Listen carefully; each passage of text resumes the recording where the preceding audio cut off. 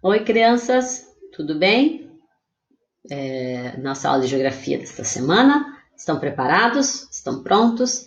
Vamos pegar lá o livro Paraná, Povo e Chão, tá? Nós vamos trabalhar na página 92, 90 a 92. Vocês viram que nas últimas aulas de geografia nós trabalhamos sobre os símbolos oficiais e não oficiais do nosso estado, não é isso? E agora nós vamos, nosso estado, Paraná, né? E agora nós vamos trabalhar um pouco mais falando sobre a ocupação das cidades, do solo do nosso estado, tá? Nas aulas de geografia. Nós vamos avançar um pouquinho agora no conteúdo. Tudo bem? Aqui diz assim, isso aqui é lá no livro de vocês, na página 90, tá? Se vocês pegarem o livro de vocês, vocês vão acompanhando comigo. A ocupação da cidade e do solo, tá? Diz assim, vamos começar a pensar a cidade, tá? A maior riqueza do Estado é a sua população, é ou não é? Ou a maior riqueza do Estado do Paraná, ou de qualquer Estado ou do Brasil, são os patrimônios. Lembra que nós vimos, não sei se vocês já assistiram aula de história, mas nós vamos falar dos patrimônios culturais históricos. São importantes? São, mas tem uma riqueza bem maior. Ou é o dinheiro que nós conseguimos conquistar, isso é o mais importante? Ou é a nossa produção agrícola? Será? Ou as riquezas materiais que nós produzimos? Tudo isso são importantes. Porém, a maior riqueza do Estado é a sua população, é o seu povo. Tudo se faz, tudo se constrói, tudo se pensa, tudo se projeta pensando nas pessoas que vão viver nesses locais.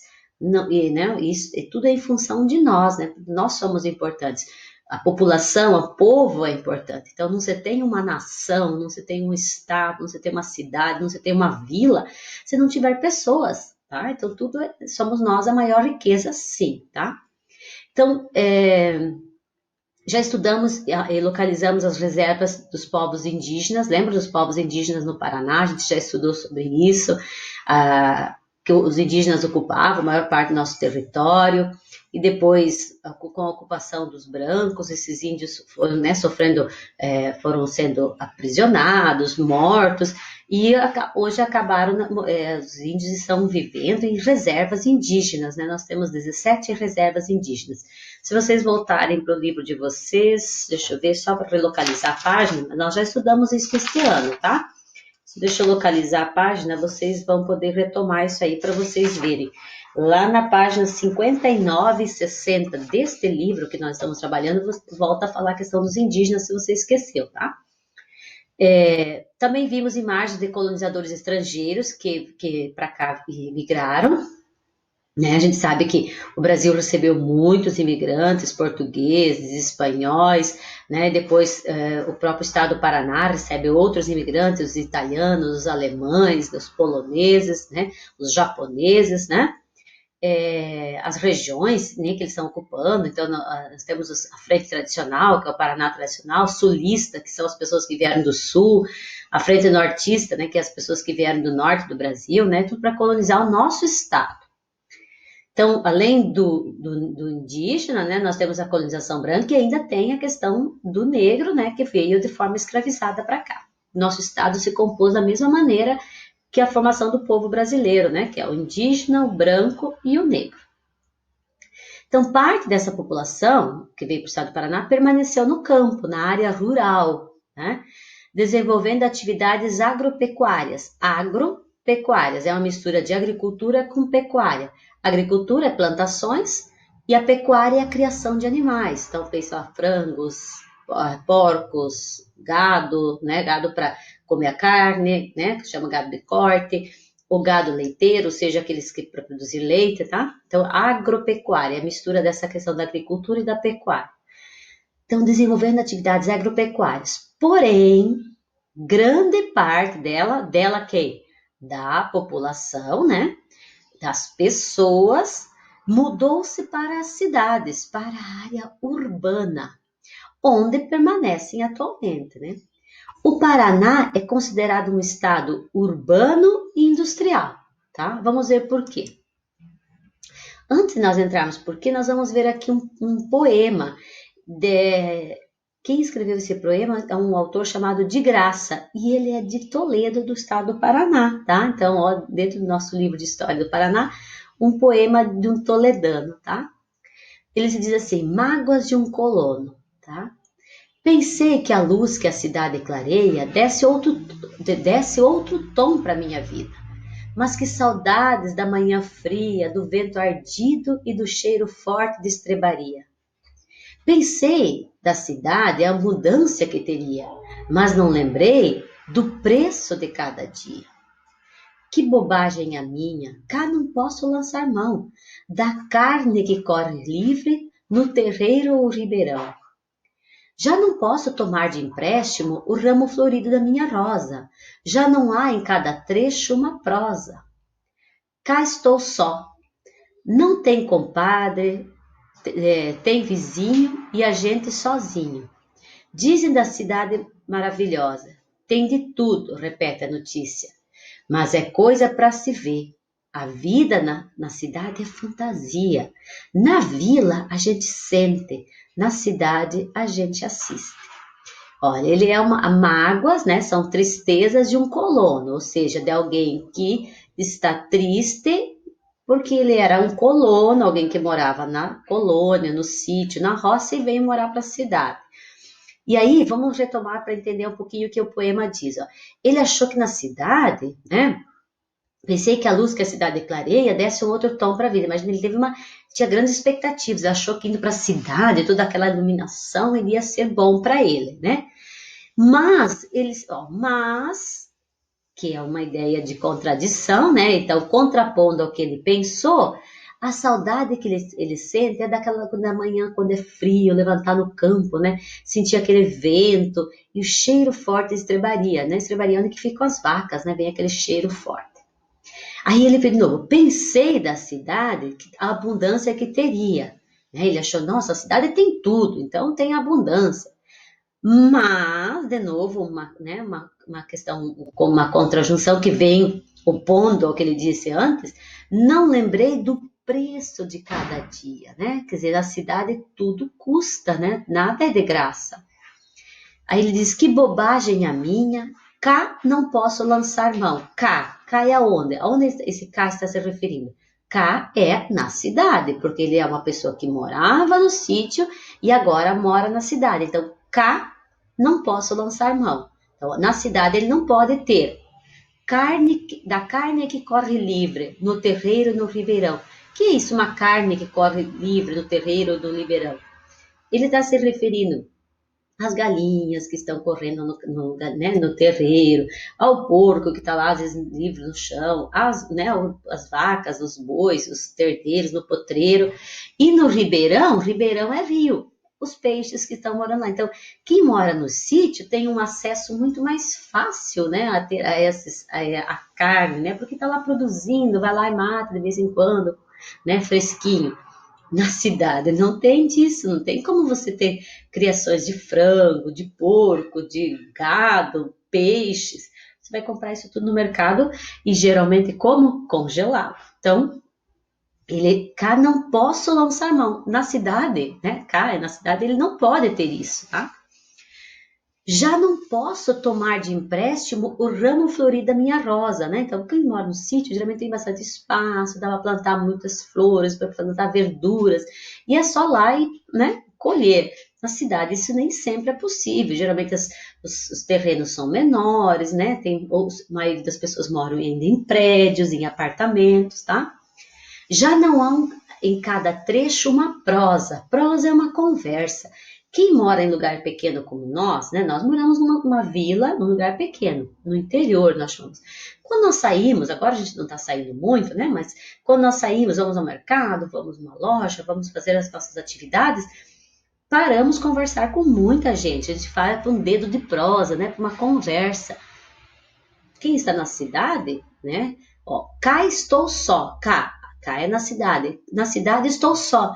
Não tem compadre. Compadre são aquelas pessoas que se ficam conversando, né? Tem vizinho, mas os vizinhos não se conhecem, né? E a gente sozinho, mesmo tendo vizinhos, são sozinhos, porque às vezes você está em apartamentos, tem vizinhos, mas ninguém se conhece, né? Dizem da cidade maravilha, dizem, né?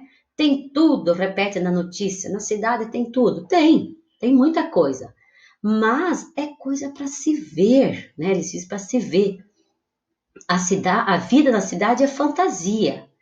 Na vila a gente sente, aqui nós sentimos as coisas. Na cidade grande a gente assiste. Essa é a opinião desse autor chamado de Graça, né? Será que é a mesma, assim, pensa da mesma forma todas as pessoas que moram em cidade grande? Não, tem pessoas que amam morar na cidade, gostam justamente de tudo isso que ele está dizendo que ele tem saudade. Outras pessoas preferem o campo, né?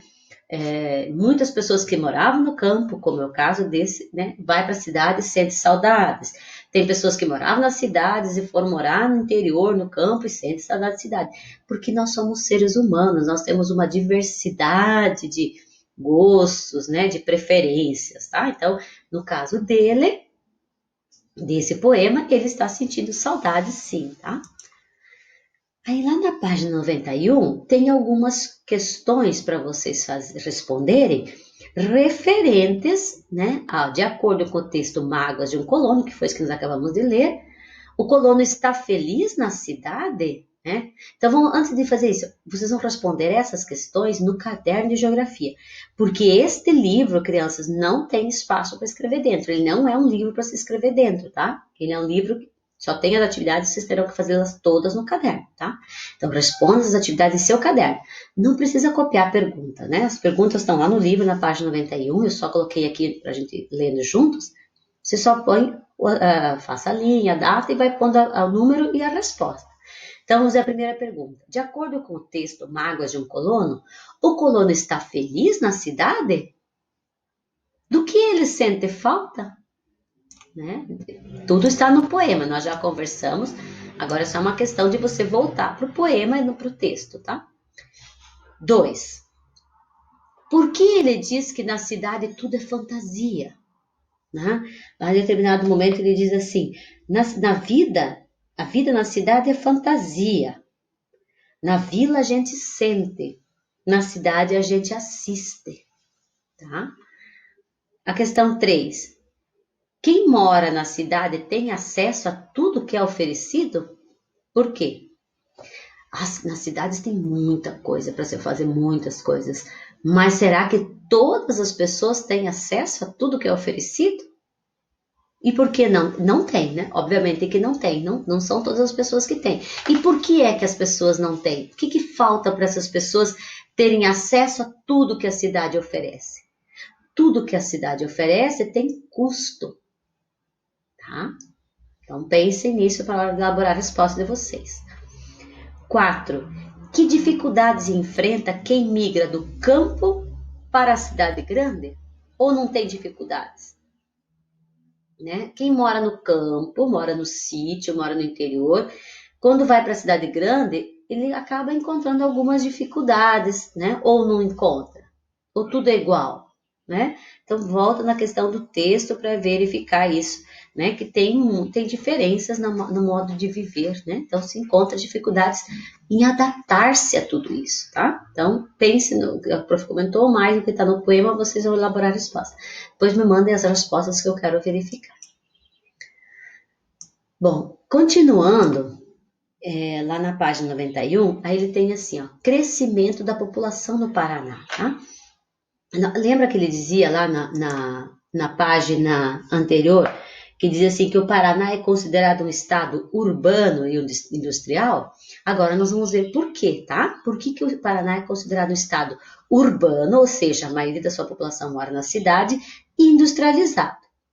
Com a migração, o Paraná também apresentou grandes transformações na distribuição populacional e na configuração da malha urbana. A malha urbana são as cidades, ou seja, o número de municípios, como podemos observar no quadro a seguir. O crescimento da população urbana foi desencadeado, né, foi promovido, como vimos, pela modernização das atividades agrícolas e pela industrialização. Como essa aqui da modernização das atividades agrícolas é o seguinte,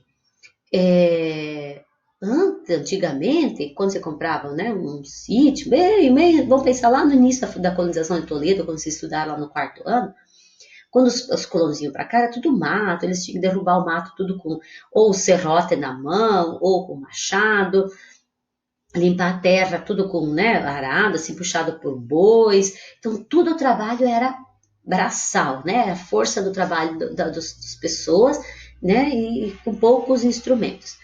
Mas, conforme foram passando os anos, foram sendo criados, a indústria, né, foi modernizando e foi criando equipamentos que foram ajudando nesses trabalhos. Foram surgindo tratores, e aí colheitadeiras, plantadeiras, aqueles negócios lá arados, né, que viram a terra, enfim, inúmeros equipamentos que foram sendo produzidos, né, por conta da modernidade, e que os colonos foram comprando para facilitar a sua vida. Só que antes, quando precisava, por exemplo, numa colheita de trigo, de milho, pensa lá no início da colonização, que precisava de muitas pessoas, todo mundo junto colhendo aquele milho tudo na foice. Depois passava uma máquina, enquanto lá primeiro no trabalho manual precisava de muita gente, quando tem uma colheitadeira, é uma pessoa para dirigir e uma para cuidar do caminhão. Então, diminuiu a necessidade de mão de obra na área rural. E essas pessoas tinham que arrumar emprego, então elas acabaram saindo então, do interior, dos sítios, e foram buscar uma condição melhor de vida e de trabalho nas cidades, que nas cidades tem as indústrias, sempre tem mais trabalho. Então, essa modernização das atividades agrícolas fez com que muitas pessoas deixassem, sim, o campo, né, o sítio, e foram morar na cidade. Tem um nome para isso, se chama êxodo rural. Isso aconteceu muito no Paraná, a partir da década de 70, que a gente já vai ver, em 1970. Muitas pessoas da zona rural foram atraídas para centros urbanos, para cidades, em busca de empregos e melhores condições de vida. Então, aqui nós temos um quadro que ele vai falar da população e municípios do Paraná, e aqui tem o ano. A população urbana são as pessoas que moram na cidade, a população rural são as pessoas que moram no campo, no sítio, né? População total é a soma da população urbana mais a soma da população rural, né? Daí dá o total. E aqui é o número de municípios que tem no Paraná, tá? Então vamos lá, no ano de 1970, vamos passar aqui e pensar, ó, população urbana, 2 milhões e 500 e poucas pessoas. Já a população rural era de 4 milhões, quase 4 milhões e 500. Então, a gente vê que tem muito mais pessoas morando aonde? Na década de 70? Na zona rural, no campo. E o Paraná tinha 288 municípios nessa época, em 1970. 10 anos depois, na década de 80, né, 1980, já começa a alterar esses números. Olha, nós estamos com 4 milhões e pouquinho aqui de pessoas morando nas cidades, mas aqui na parte rural, na área do sítio, nós só temos 3 milhões e pouquinhas de pessoas. Então, já inverteu esse número aqui. E o número de municípios já aumentou. Já temos 290 municípios, ou seja, mais pessoas saindo do campo para ir para a cidade. Em 1991, que são 10 anos depois, nós já temos uma outra configuração. Ó. A população urbana já está em 6 milhões e pouco, e a população rural diminuindo mais ainda, ó, 2 milhões, 200, né, 2 milhões e pouquinhos. Olha quanto mais pessoas morando nas cidades do que no interior, né? E aí os municípios do Paraná também estão aumentando. Nós já estamos com 323 municípios agora, né? Então, seja tem mais pessoas indo para a cidade, acaba surgindo mais municípios. 1996 são 5 anos somente de diferença. Veja que em 5 anos já estamos com 7 milhões de pessoas morando na cidade, contra 1 milhão e pouco, quase, né? Diminuiu mais ainda de pessoas morando no interior, na zona rural. E o Paraná já sobe, nesse ano de 1996, para os 399 municípios que tem hoje, né? Está até atualmente a esse número. No ano de 2000, A população urbana já aumentou novamente, ó, passaram-se só 4 anos, 96, 97, 98, 99 e 2000, só 4 anos. Olha quanto que teve aumento da população urbana. 7 milhões, quase 8 milhões, e a população rural diminuindo. Quer dizer, mais pessoas saindo do campo para a cidade. Total da população, vocês sempre vão acompanhando aqui, que é a soma desses dois. Aqui nós já continuamos com os 399 municípios. Em 2005, 5 anos depois, nós estamos com 8 milhões, passa mais de 8 milhões e meio de pessoas morando nas cidades, e menos ainda, 1.669.917 pessoas morando na área rural, diminuiu novamente. Continuamos com os 399 municípios. Só um pouquinho agora vai sumir, para nós vermos em 2010. Em 2010, a população urbana estava em 8.912.692 pessoas. E a população rural diminuiu mais ainda. Nós estávamos na época, em 2010, isso já faz 10 anos esses dados, em 1.531.834 pessoas. E o Paraná continua com seus 399 municípios. Atualmente, em 2020, eu não tenho dados, né? Mas nós sabemos que a população urbana do estado do Paraná continua aumentando e a população rural diminuindo, né? E nós permanecemos com os 399 municípios que o estado tem, tá? Esses são dados, né, gerados pelo IBGE, tá? Em 2011. Bom, o que nós vimos com esse quadro? Essa mudança ao longo do tempo das pessoas que moravam na zona rural, ou seja, no campo, e que foram morar nas cidades. Por que é que elas tiveram que fazer isso? Porque no campo começou a ter menos trabalho por conta da mecanização, as pessoas foram obrigadas a ir para as cidades, aí onde tem as indústrias, mais comércios, há mais possibilidade de trabalho. Tá? Então vamos lá, ainda na página 91, vocês terão algumas perguntas para vocês responderem, analisando a tabela e o texto acima, isso que acabamos de verificar aqui, ó, né? Então vocês vão analisar essa tabela, esse quadro e esse texto para responder essas questões aqui. Novamente, crianças, essas questões precisam ser respondidas no caderno de geografia.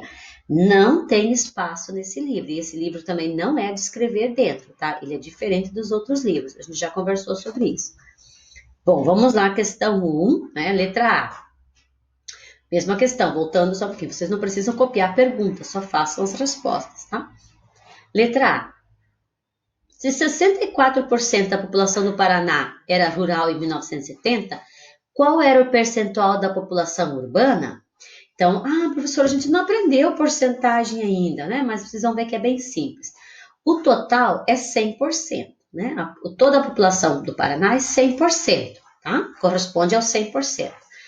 Se 64% da população do Paraná na década de 70 estavam na zona rural, como é que você vai descobrir qual é a quantidade qual é a porcentagem da zona urbana? Você vai ter que fazer uma conta aqui. Você vai pegar 100% menos 64%. Aí você já vai descobrir o percentual da população urbana, tá? Ou seja, se o 100% é o todo, é o inteiro, 64 não é mais que 50% não é metade? Metade de 100, então metade. 64% é mais que 50, então é mais que a metade da população que estava morando na zona. É só olhar no número lá, né? A gente via pelo quadro anterior. Aqui, ó, a população na década de 70, a população rural era 4.450.783. Enquanto a população urbana era 2.546.899. Então, tem muito mais, é mais que a metade de pessoas morando aqui, tá? Aqui é só uma continha de menos, tá? Uma subtração. 100 menos 64 vai dar o percentual, né? Você vai pôr esse símbolo aqui, que é a porcentagem, vai dar o percentual das pessoas na população urbana. B.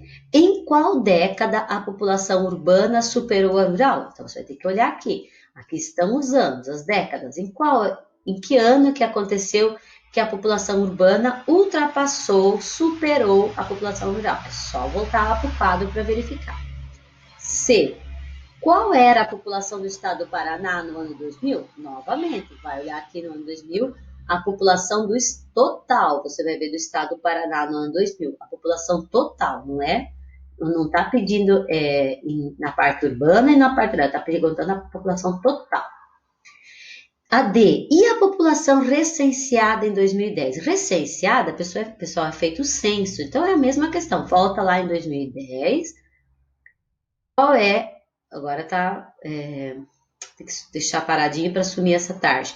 Em 2010, olha aqui, ó, a população era de 10.444.526. É só olhar na tabela. A tabela está com as respostas.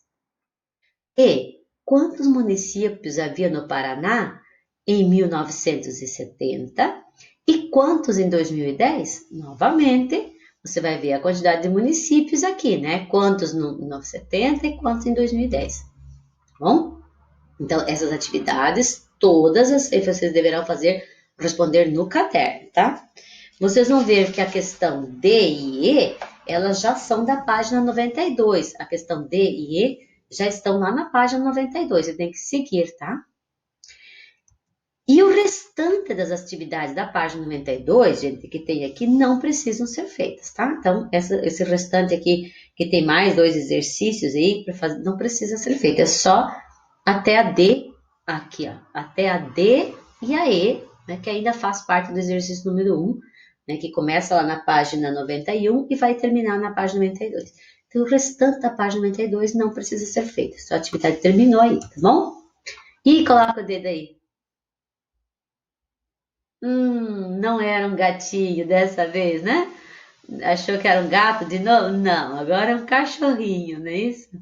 Muito bem, gostaram? Eu achei uma gracinha. Coloca o dedinho aí e fica, né? Vai levar uma lambidinha. Muito bem. Uma piscadinha, né? Uma brincadeirinha para vocês. Crianças, boa aula de geografia. Retomem sempre todas as partes do livro. Vão pausando, né, a aula para vocês me acompanhar direitinho, tá? Boa semana. Cuidem-se e nos vemos nas próximas aulas, tá? Beijos.